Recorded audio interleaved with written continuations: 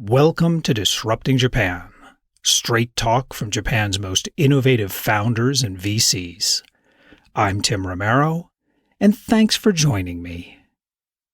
Mukashi Mukashi, once upon a time, but not so long ago, Japan was far and away the world leader in mobile internet innovation.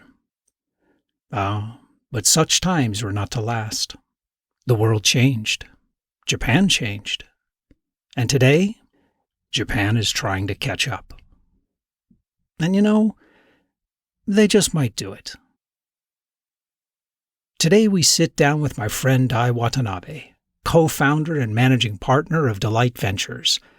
And as you'll see from our conversation, Dai's career put him at the center of the entire arc, from Japan's mobile internet explosion and crash, the current focus on startup growth, and why Japan is now seriously rethinking the Silicon Valley model of startup innovation. Dai and I dig deep into his work with METI and other agencies to help form innovation policy, how Japan's lifetime employment system is suppressing M&A activity and keeping valuations low, and why Japanese mamas don't let their babies grow up to be founders. But Dai tells that story much better than I can. So let's get right to the interview. So we're sitting here with Dai Watanabe, the co-founder and managing partner at Dai Ventures. So thanks for sitting down with me. Thank you for having me. Glad to be here. Dai, I'm so glad I finally have been able to get you on the show. We've been talking about these things for years now. So DNA, it's mostly mobile, social gaming, networking, entertainment, sports, consumer-facing content, that kind of thing. But Delight's portfolio seems to be much, much broader than that. Mm-hmm. So what's your thesis? What kind of companies are you investing in? So the Dai Ventures is a VC fund that started as a spin-out of DNA, my ex-employer. But we are not CVC. So we don't do any strategic investment. We invest as independent VC. We set up some investment thesis at the beginning, which isn't necessarily aligned with DNA's core strength. Is DNA still your sole LP? No, DNA is one of the LPs. So we are on Fund 2 right now. The majority of the LP money is coming from Japanese financial institutions, some corporates, banks. So DNA, just like the rest of the LPs, are looking for financial returns. That's true. Yes, that's correct.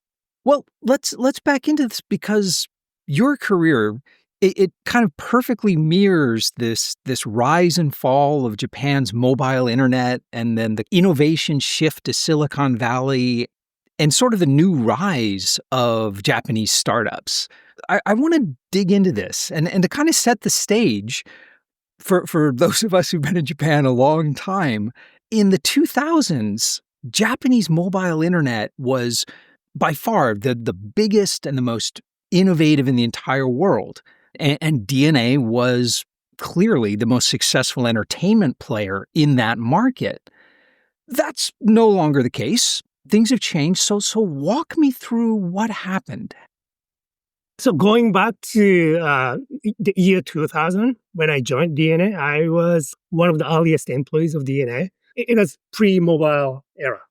So there was .com bubble happening in Japan too. And like a fast wave of startups came in. Objectively, I think we can say that most of the internet services were dominated by US, especially Silicon Valley startups, whether it's Google, Amazon, these guys. And then this mobile internet started to happen in Japan, mainly thanks to NTT Docomo's iMode, I think mid-2000s. iMode was introduced in 1999. I mean, we were sending emails and browsing the web in a very basic way on our phones in 1999 in Japan. Oh, yeah. Oh, wow. I think it was early 2000s when this pakehodai, like all-you-can-eat pricing came in. And then the whole population started to spend a lot of time just looking at the phone. That phenomenon didn't start in the rest of the world for another few years. Japan was definitely leading the whole phenomenon of mobile internet consumption in the world. And in that industry, DNA was definitely leading.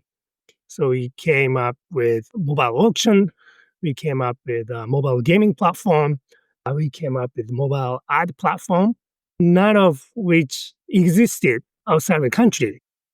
What do you think prevented this technology, this innovation from moving from Japan overseas at that time? The sign of that happening were seen in Korea, China, but this iMode was so brilliant that the players in other countries really struggled. Outside of Japan, you have to spec your website based on different phone devices. Whereas in Japan, you just make one website for iMode and then you don't have to worry about different devices. So at the time, was it just the carriers had the lock-in in the different countries and that prevented it, or? So different carriers didn't control precise spec of how the mobile websites are supposed to be built. So the user experience was not as smooth as what you could see in Japan.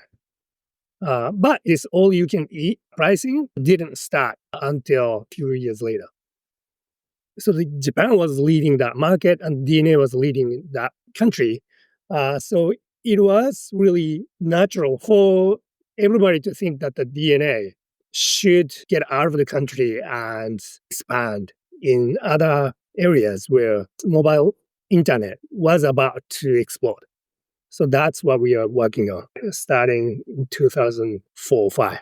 Right. And you were president of DNA Global during that period, right? Yeah, even before that, I was president of DNA China. We actually started in Korea because Korea was known for its broadband. The government policy was really bullish on internet and then also mobile internet too. But we found that the market was a little bit too small for us. So we shifted our focus to China. So we set up DNA Beijing, and I was leading that effort. And in China, there is a huge mobile internet consumption explosion happening in the south of the country. Like, you came to San Francisco to launch Mobosh, right? Yes, yes. Like the year before the iPhone launched.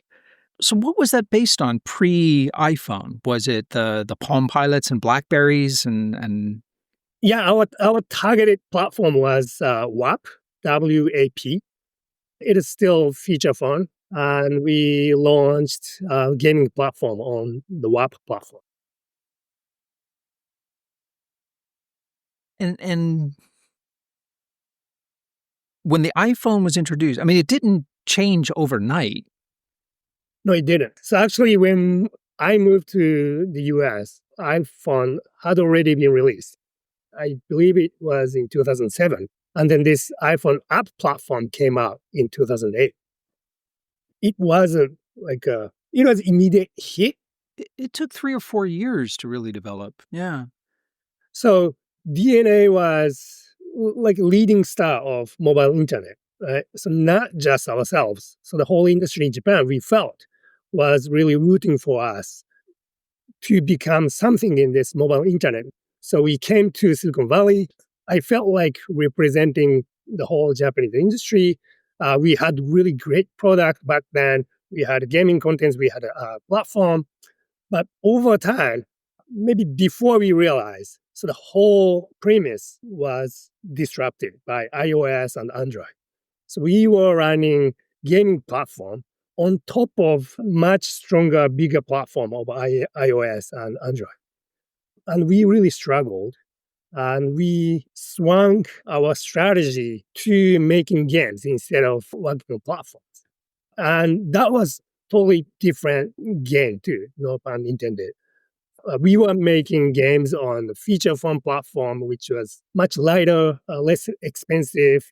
But on iOS and Android, game development was much more expensive. It took longer. It didn't work.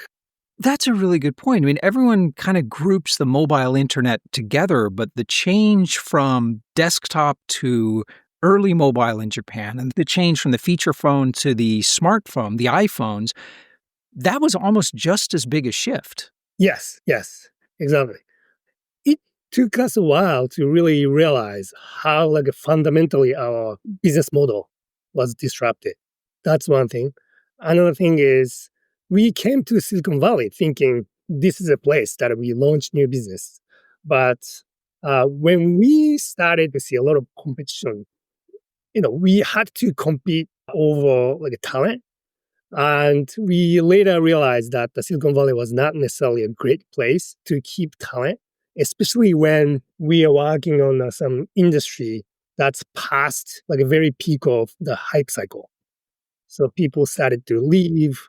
So the difficulty, this is something that's very interesting. I think it's one of the biggest differences between Tokyo and San Francisco. So when you talk about the difficulty in retaining talent, was that just because of engineers wanting to move to the latest and greatest platform? Was that more of just a general culture of moving companies as soon as your options vest?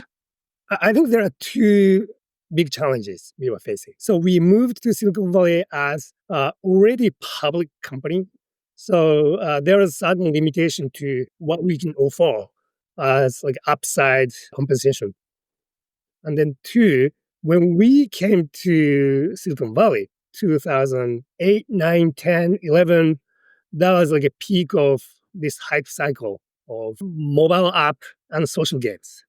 But once you pass that the peak of hype cycle, the engineers wanted to move on, and the next hype cycle was hardware like Nest or Sonos, and the mobile gaming, social gaming, mobile apps. These were not cool anymore. So how did that lead you to transition from that situation into forming Delight Ventures and leaving the executive position completely? We worked hard. We stayed patient for a few years. We tried to develop and launch hit mobile games. We did okay. We launched some okay games, but we produced a lot of flop too. But in 2016, we finally realized that it's time. It became really clear that what we were doing was not really sustainable. So we unfortunately shut down the whole operation in the US, at least for the mobile gaming and the platform things. I was leading all these failed initiatives. I felt a big responsibility. So I was like, ready to leave the company because we pretty much let go everybody else. But the DNA really generously gave me the opportunity to do corp dev and the biz dev. So we were doing some AI stuff, mobility stuff, healthcare. So that's when I got much exposure to the startup ecosystem between Japan and the US. But when you started Delight Ventures in 2019, if I recall correctly, a big part of your thesis was to help Japanese startups go global and come out of Japan. Right. So over the last 6 years, things have changed so much. Is that something you think Japanese startups still need help with? I think so. Yeah. Yes. Yeah. Back then in 2019, so I was meeting a lot of startups. I was at YC Demo Day. One thing I noticed was, YC Demo Day, you can see there are a lot of immigrants, right? A lot of entrepreneurs from Taiwan, Korea, South America. But it was really rare to see Japanese entrepreneurs, Yes. especially on the software industry. So I thought that this really have to happen because a lot of startup ecosystems outside of the US basically was started by these entrepreneurs who had some experience in Silicon Valley and then going back to their home country. That was true for China. That was true for France.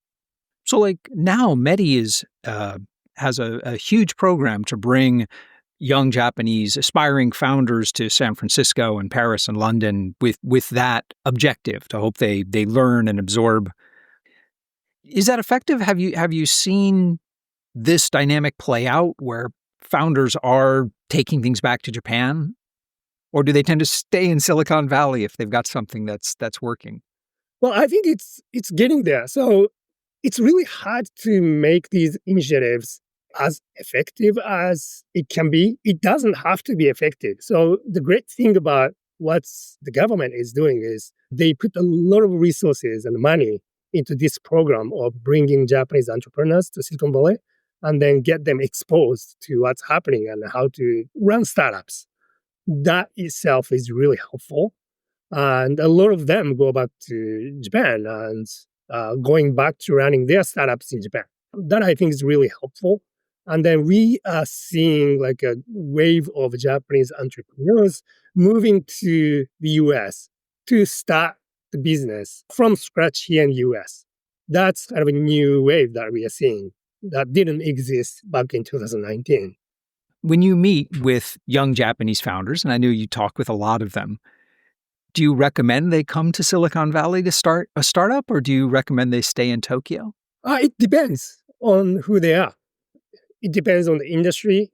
So if they are working on some digital transformation software targeting Japanese corporations, it doesn't make sense to do that from here in the US, right? Because customers are in Japan. But if you're working on biotech, AI, deep tech, a lot of industries where the market is almost unified, I think it's a good thing that a lot of entrepreneurs come here in the US. It almost seems like you're saying, like, if a Japanese founder thinks he has a global company, if he's solving global problems, he should move to San Francisco rather than stay in Tokyo. I don't recommend moving to the US to everybody. I'm just saying that that has to be one of the choices. Okay. It's fascinating to me because I totally understand the appeal of going to San Francisco and competing directly with the world's best.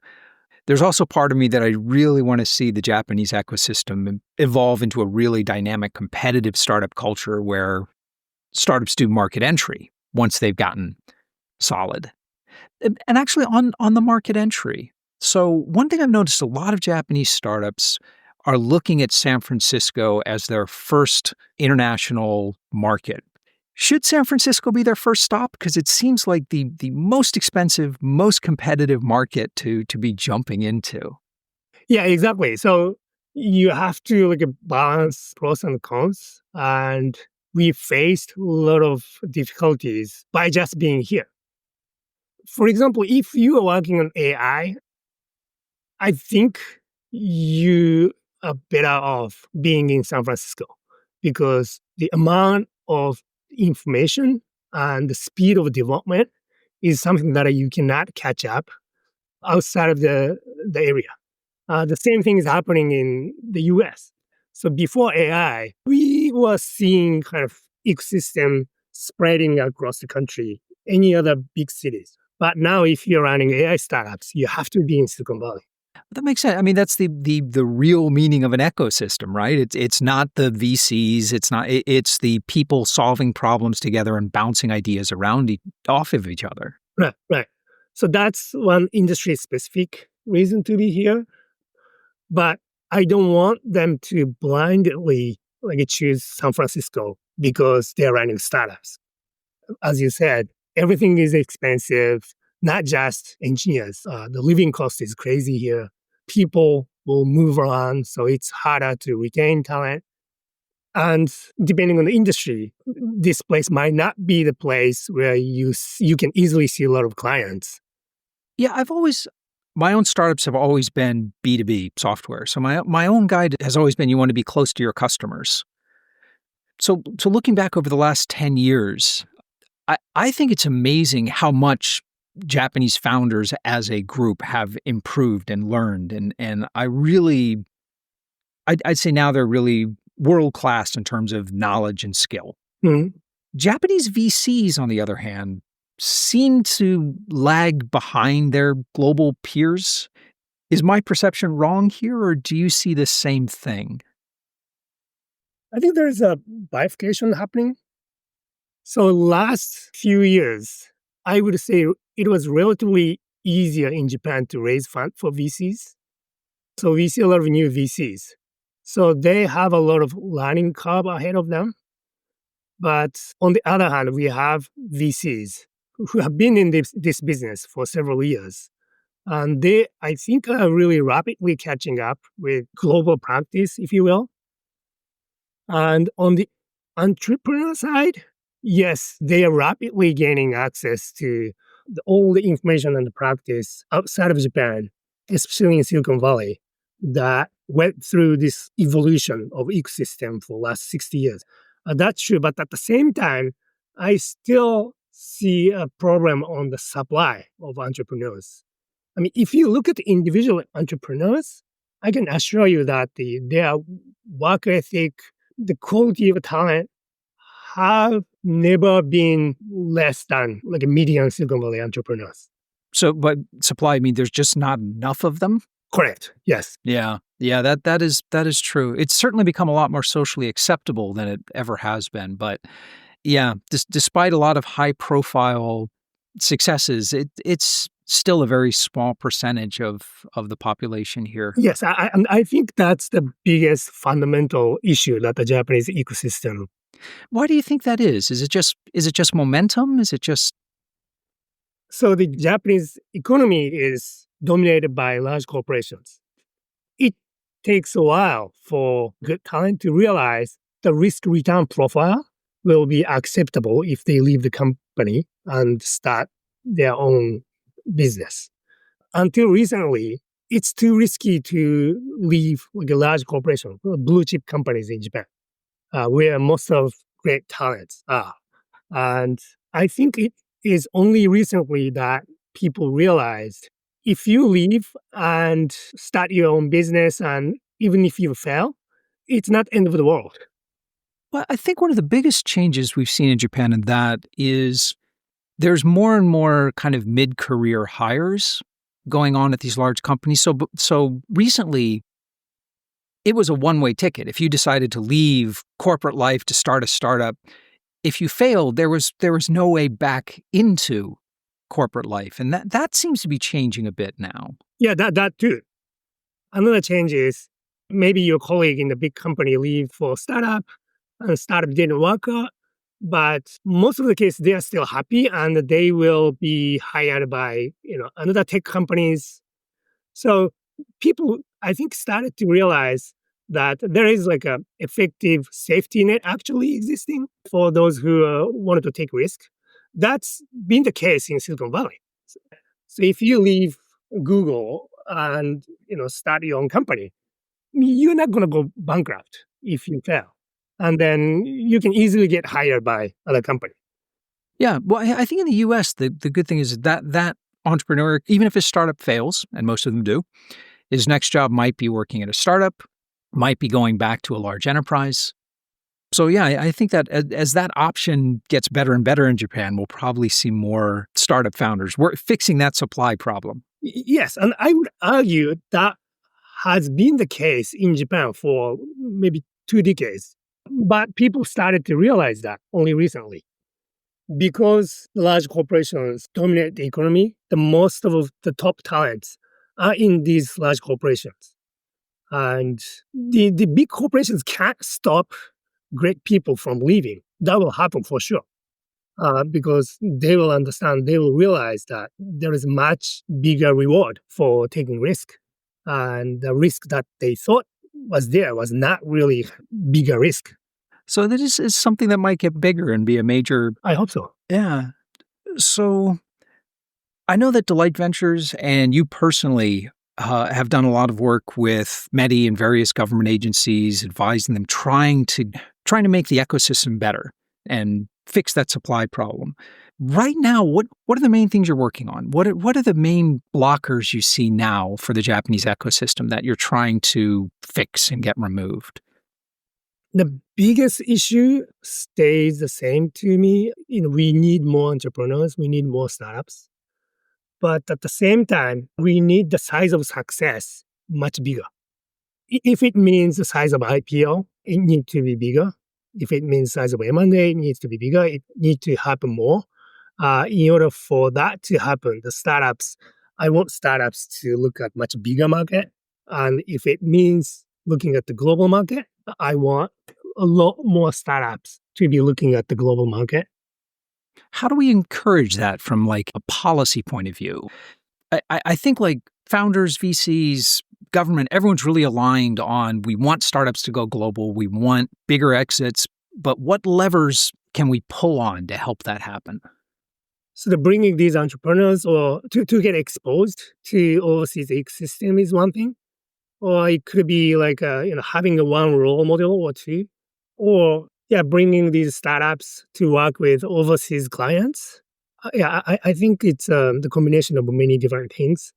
And I know government is working on many initiatives. Some of them might not seem too effective, but I think it's really important that the government is working really hard on many fronts. And it's more important than doing everything right. Yeah, I agree with that completely. I think that you can't analyze programs in isolation. Even programs that may not have a direct impact have a huge knock-on effect by showing the public support for startups and kind of changing the attitudes of people who might now feel it's less risky or more socially acceptable to leave their company and start a startup. So I agree. Yeah, it's not a one-by-one thing. They all work together. And one big a policy change that in few people are talking about, and it's hard to talk about, is employment. So that the way the employment system works in Japan. By no means I suggest we do like American way. Yeah, the Americans are kind of the other extreme.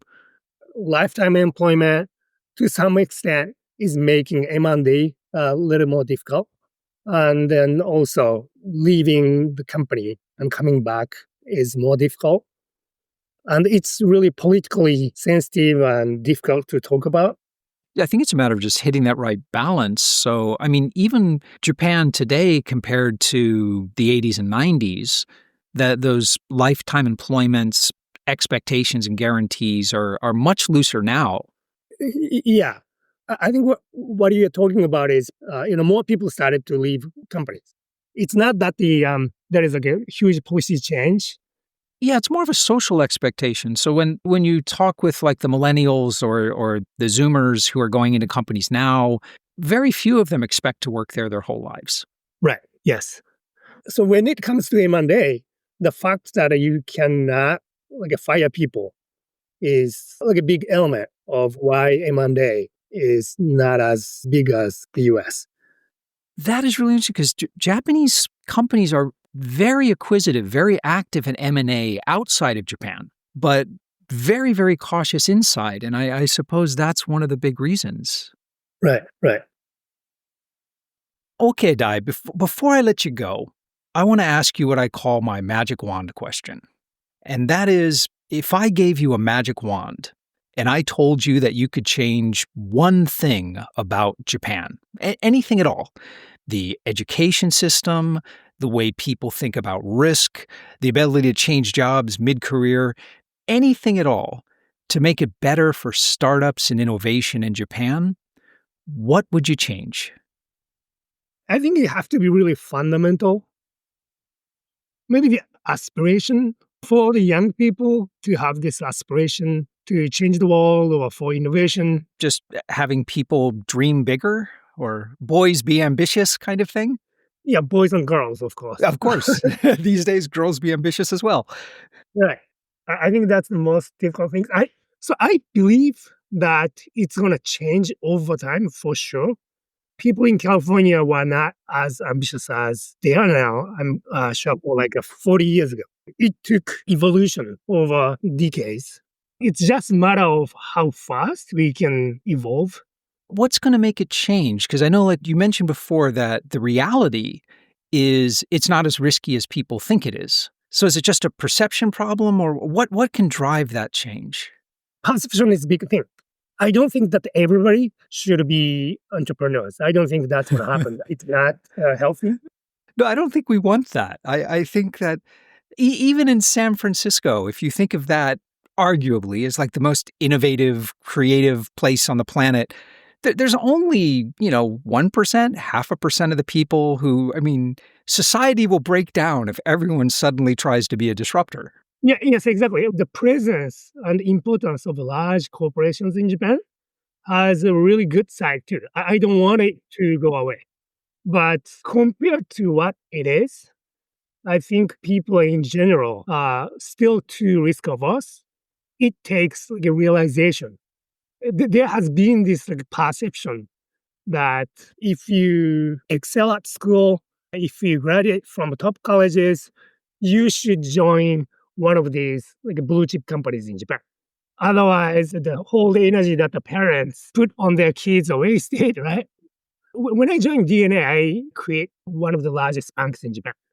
Just because I quit bank and I joined DNA, Nikkei, newspaper, they came to me and told about it. Because it was so unusual for someone to leave a prestigious company and join a startup. Yes. They put it as maybe the version of new age, young people think differently, something like that. It sounds absurd now. And another thing that happened was I tried to recruit my colleagues from the bank. I tried to recruit some high school friend to DNA. Their mom came to the company and begged the HR person to cancel the offer. That happened not once. That happened twice. In one of my first startups back in the dot-com era, I had a new hire who just graduated from Waseda. He wanted to come on board, and I had to go meet mom. I had to talk to his mom and say, and yeah, she was fine with it. But it's a different world now, isn't it? Yeah. Right. Yes. So this is just a matter of perception. I don't think the risk you're really taking hasn't changed a lot. Maybe it just decreased a little bit. Let me ask you, because the point you made about how those large corporations provide stability in Japan, and that most Japanese, I think, view that as a very positive thing. Mhm. Do you think Japan is more likely to develop a collaborative relationship between startups and enterprise, where in the US, it's much more adversarial? Every startup founder, you'll have two co-founders talking about how they're going to take down Microsoft, which, I love that. But do you think Japan will develop in a more collaborative manner? Yeah, that has to be that way. Large corporations in the US at some point stopped innovating. GE is one example, maybe Boeing. So the whole economy has to rely on the startup ecosystem to innovate. So if you subtract all the value that the startup or VC-backed companies added to the economy, there isn't much growth happening in India. That's absolutely true. Almost all the growth is startup growth in the US. Right. But unlike these US companies, Japanese blue chip companies still have really strong R&D. They keep innovating a lot. Yeah, I've noticed this too. Japanese enterprises are much more likely to form these long-term partnerships with startups. There's value exchanged both ways in keeping it a long term. It is unique. Things are definitely moving in that direction. Compared to 20 years ago, it's much more positive. But what does it take to actually get people in Japan, do you think, to wake up and say, hey, this is something I should be doing? It's not as risky as it seemed. Like you said, we don't need the whole country doing it. Just if we can get 0.5%. Right. To be clear, I think we are heading to that direction anyway. It's just a matter of how long it's going to take. Because sooner or later, everybody with ambition will see their friends leaving the companies. They'll be happy either way, whether the startups succeed or not. They will get more valuable experience than otherwise. And if they succeed, they'll become rich. So that's going to happen. It just takes over time. But we can't take 50, 60 years that Silicon Valley took. We should accelerate the cycle. If these startups fail, they need to fail faster. So this circulation of startup happen much more quickly. So those are the things that the VCs can do by changing the way that we invest. And actually, that's a really good point. I think you're right. Japanese startups, both the founders and the VCs, they hold on to the losing plan too long. Right. And that's not good for anybody. I think it's getting better. It's just never moving fast enough for you and me. Yes. Well, it's good. It's good to be moving in the right direction. We just have to get out there and push a little harder. Right. Yeah. Well, listen, Dai, thank you so much. I really enjoyed this conversation. I appreciate you sitting down with me. Likewise. Yeah, so did I. And we're back. Dai's real-world experience bringing DNA to China and later America debunks a popular and kind of dangerous myth about Japanese startups going global.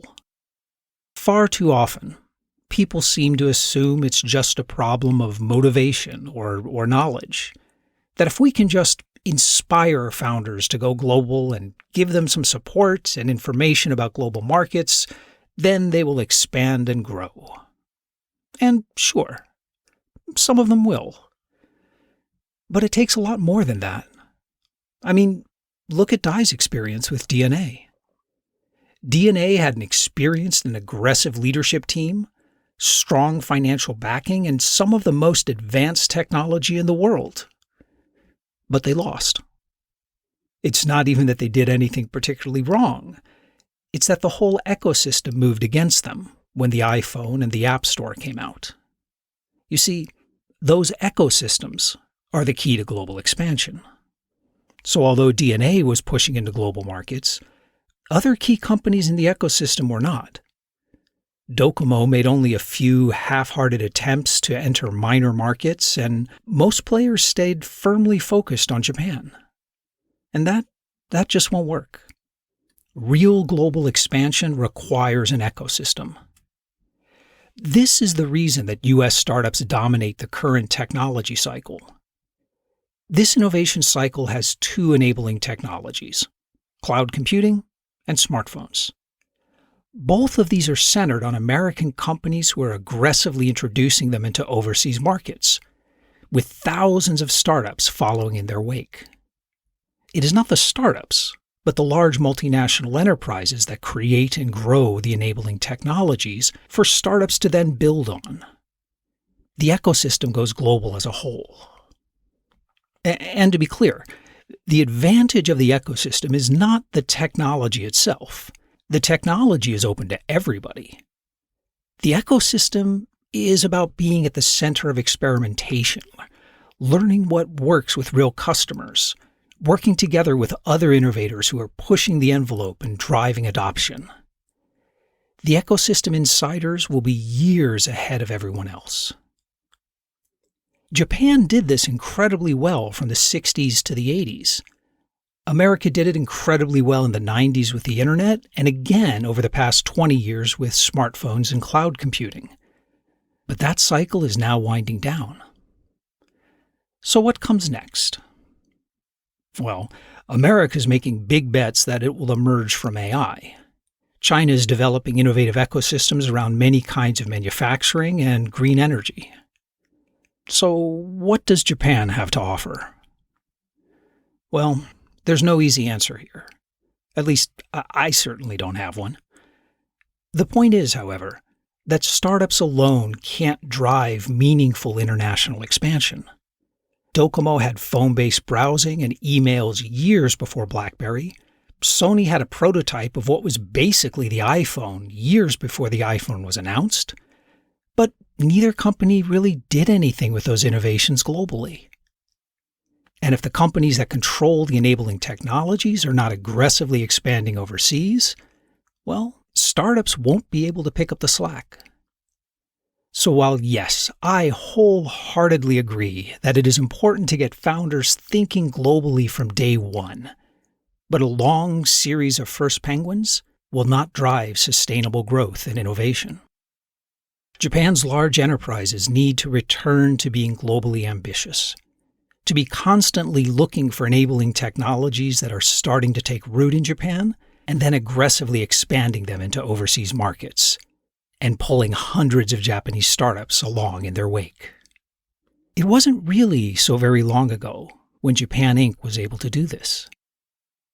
Now, nobody knows for sure what enabling technology will emerge to drive the next cycle of startup innovation, but there is every reason to believe that it just might be centered on Japan. If you want to talk more about going global or reminiscing about the good old days of flip phones, Dai and I would love to talk with you. So come by disruptingjapan.com/show236 and let's talk about it. And hey, if you enjoy Disrupting Japan, share a link online or just, tell people about it. Disrupting Japan is free forever, and letting people know about it is the absolute best way you can support the podcast. But most of all, thanks for listening. And thank you for letting people interested in Japanese startups and VC know about the show. I'm Tim Romero, and thanks for listening to Disrupting Japan.